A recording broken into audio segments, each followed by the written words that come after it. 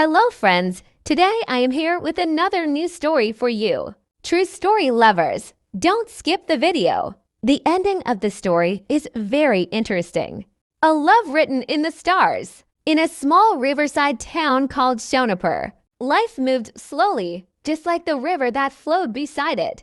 People here knew each other by name, by face, and sometimes by fate. It was in this quiet town that two very different souls were about to meet, without knowing that their lives would never be the same again. Aarav had just returned to Shonapur after 10 long years in the city. He was now a school teacher, calm, thoughtful, and a little lonely. The city had given him success, but it had taken away his peace. So he came back, hoping to find the simple happiness he once knew.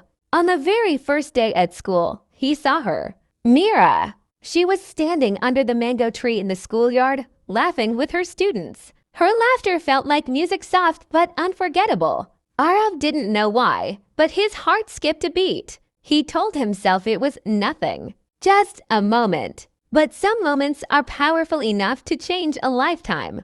Aarav and Meera worked together, talked about books, dreams, and childhood memories. They walked home after school, sharing stories as the sky turned orange and pink. Meera was strong but gentle. She had lost her father at a young age and learned early how to be brave. Aarav admired her courage. Meera admired his kindness. Slowly, friendship became comfort. Comfort became affection. And affection quietly turned into love. But neither of them said it. Because love is easy to feel, but hard to confess. One evening, during the town festival, lanterns filled the sky. Aarav and Meera stood by the riverbank, watching them float upward.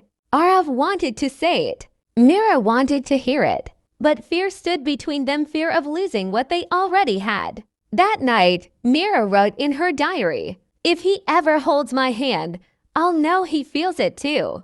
That same night, Aarav looked at the moon and whispered, "If she smiles at me tomorrow, I'll tell her everything." Just when love was about to bloom, fate stepped in.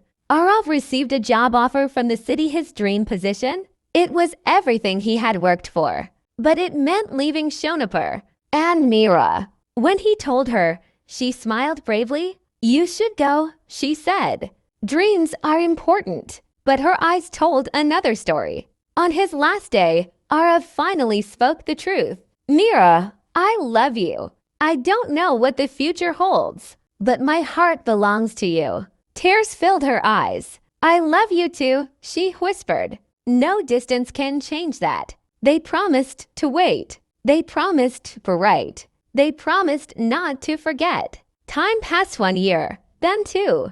They wrote letters, long letters, letters filled with hope and pain and love. But life became busy. Aarav's job grew demanding. Meera's mother fell ill. Responsibilities increased. Slowly, the letters became shorter, then rare, then stopped. Both of them still loved, but both of them were afraid to disturb the other's life. 5 years later, Aarav returned to Shonapur for a school reunion. The town looked the same. The river flowed the same, but his heart felt heavier. Then he saw her.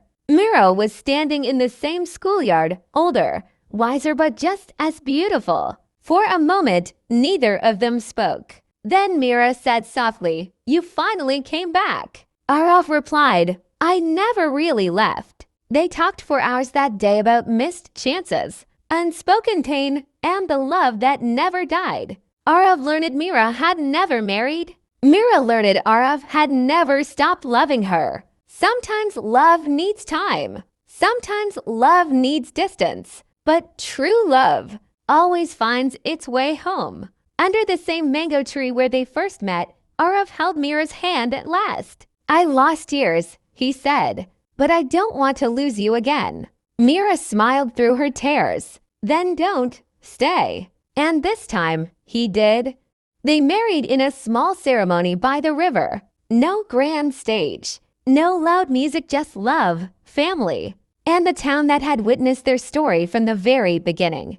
Every evening, they walked by the river, hand in hand, smiling at how fate had brought them together not once, but twice. Because some love stories are not about perfection. They are about patience. They are about waiting. They are about believing.